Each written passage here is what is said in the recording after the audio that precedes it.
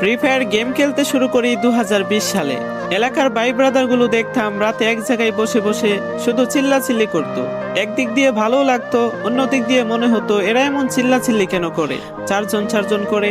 তারপর তাদের কথা মতো তাদের মতোই শুরু করি ফ্রি ফায়ার গেম। প্রথম দিন গেম খেলে রাত জেগেছি 11টা, যেটা ছিল রাত জাগার প্রথম কারণ এবং প্রথম ভালোবাসা।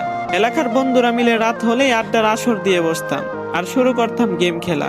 সবাই তখন গেম খেলা নতুন শুরু করি, এত এত পরিমাণ আনন্দ ছিল গেমটিতে যে বলে বোঝানো সম্ভব না।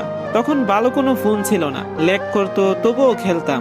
আব্বু আম্মুর কি পরিমাণ বকাঝকা খেয়েছি সেটা বলা বাহুল্য। অনেকদিন তো স্কুলেও যাইতাম না, বন্ধুরা বসে গেম খেলতাম। কিছু টাকা জমিয়ে কয়েক মাস পর একটা লেভেল আপ পাচ্ছিল না, 200 টাকায় বোধহয় 800 ডায়মন্ড পাওয়া যাইতো।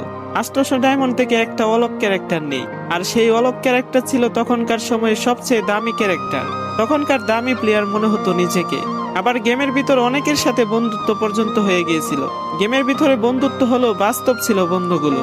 তখন ফ্রি ফায়ারে ডো পার্টনার সিস্টেম ছিল না, তাই কোনো মেয়েও গেমে ছিল না। তারপর যখনই মেয়েরা গেমটা খেলা শুরু করে তখনই আস্তে আস্তে গেমের আনন্দ নষ্ট হয়ে যায়।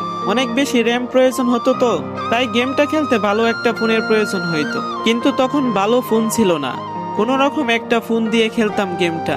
ভাবতাম একটা ভালো ফোন হইলে গেমটা আরো সুন্দর করে খেলতে পারতাম, ল্যাগ করতো না ইত্যাদি। কত আনন্দই না ছিল তখন। প্রতি সপ্তাহে শুক্রবারে বসে গিল্ডের গ্লোরি ফুল করতাম একটা কাস্টমের জন্য। পরের দিন সবাই মিলে আনন্দ নিয়ে একটা একটা করে কাস্টম খেলতাম। আমার জীবনের প্রথম 3 বছরের ভালোবাসা কোনো মেয়ের জন্য আমি গেমটারে কখনোই ইগনোর করি নাই। যখন মন খারাপ থাকতো গেমটা খেলতাম একা একা। একটা বুইয়া পাইলে তৎক্ষণাৎ মন ভালো হয়ে যাইতো, মুখে সব সময় একটা মৃদু হাসি